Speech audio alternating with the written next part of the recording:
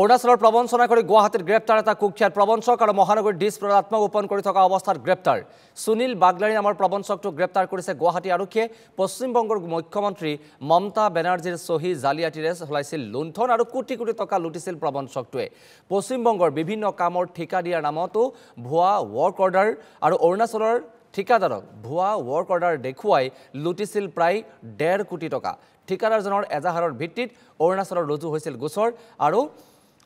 দৈমুখ থানাত 25/25 এই নম্বৰত ৰুজু হৈছিল এটা গোচৰ